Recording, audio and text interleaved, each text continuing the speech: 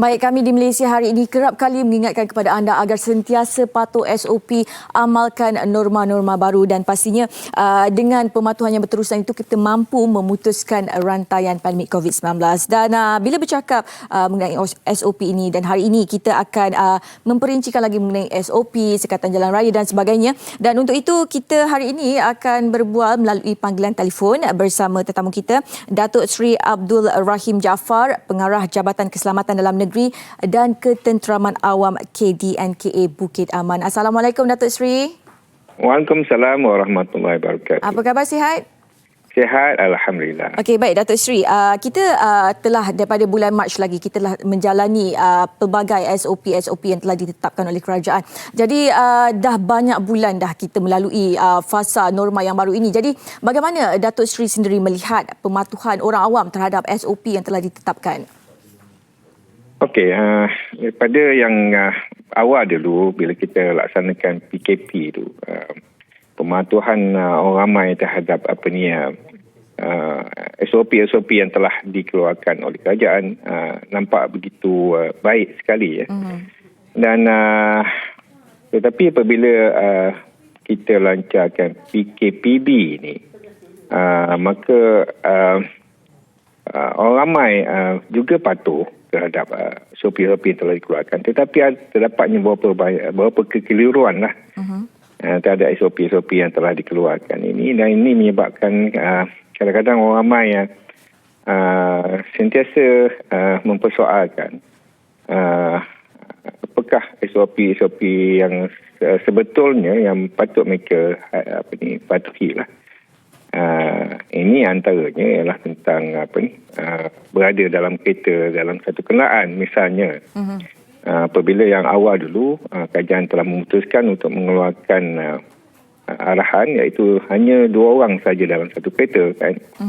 Tetapi atas permintaan orang ramai dan kerajaan mendengar perkara ini, di mana terdapat juga mereka yang mempunyai anak kecil dan sebagainya, ataupun perlu membawa orang tua ke klinik sebagainya. Kemungkinan 2 orang dalam satu kereta itu tidak praktikal. Itulah menyebabkan kerajaan telah mengeluarkan arahan terbaru untuk membenarkan 3 orang penumpang dari satu keluarga dalam satu kenderaan. Okey.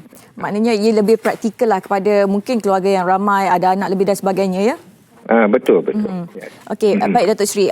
Kita bercakap mengenai SOP dan sebagainya ni. Kementerian Kesihatan KKM ada menyuarakan kebimbangan mengenai pergerakan keluar masuk 6 juta rakyat di Lembah Kelang dan Negeri Sembilan. Ini akan menyumbang kepada peningkatan kes COVID-19 di negeri-negeri itu. Jadi Datuk Seri melihat kepada pertambahan kes COVID-19 setiap hari ini, adakah sekatan jalan raya perlu ditambah di kawasan-kawasan yang disebutkan tadi itu Datuk Seri? Okey, untuk kawasan Lembah Kelang dan juga Negeri Sembilan, sebenarnya pihak polis daripada awal lagi telah melaksanakan sekatan untuk rentas negeri, iaitu daripada Lembah Kelang ke negeri-negeri lain ataupun daripada negeri lain ke Lembah Kelang. Dan kita telah mendirikan banyak sekatan-sekatan jalan raya untuk menyekat pergerakan-pergerakan ini. Dan apabila PKPB dilancarkan ke seluruh negara kecuali 4 negeri, jadi kita telah menambahkan jumlah sekatan jalan raya. Dulu kita hanya lebih kurang ada dalam 300 hingga 350 sekatan jalan raya sehari. Tetapi sekarang kita telah tambah kepada 500 hingga 550 sehari.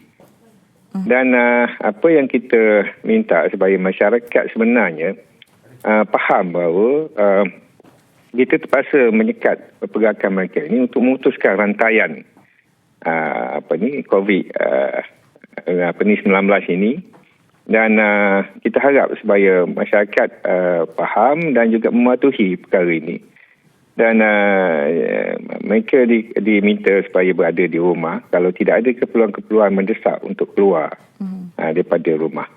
Ya. Okey, baik.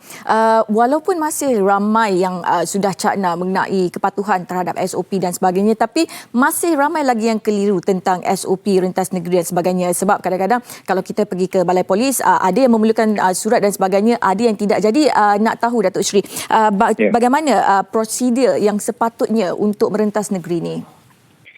Okey, untuk mentas negeri ni, kita hanya benarkan mereka untuk bergerak antara satu negeri dengan satu negeri lain atas alasan-alasan, satu tentang kematian, yang kedua sakit tenat, yang ketiga perubatan, dan yang keempat adalah atas alasan-alasan terlibat dalam aktiviti ekonomi.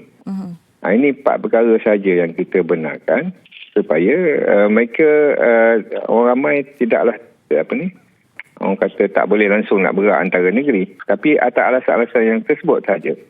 Cuma apabila untuk aktiviti ekonomi, misalnya, mereka tak perlulah pergi ke balai polis untuk mendapatkan permit dan sebagainya. Oleh kerana hanya yang kita perlukan ialah pas kerja ataupun surat daripada majikan saja.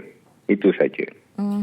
Baik, terima kasih banyak-banyak Datuk Seri kerana sudi meluangkan masa bersama kami pagi ini. Terima kasih banyak. Itu dia tadi Datuk Seri Abdul Rahim Jaafar, Pengarah Jabatan Keselamatan Dalam Negeri dan Ketenteraman Awam KDN KA Bukit Aman. Baik, pada anda yang mungkin masih lagi tertanya-tanya mengenai SOP dan sebagainya, anda boleh lawati banyak portal-portal kerajaan yang boleh anda dapatkan pelbagai informasi mengenai PKP dan COVID-19 ini. Baik,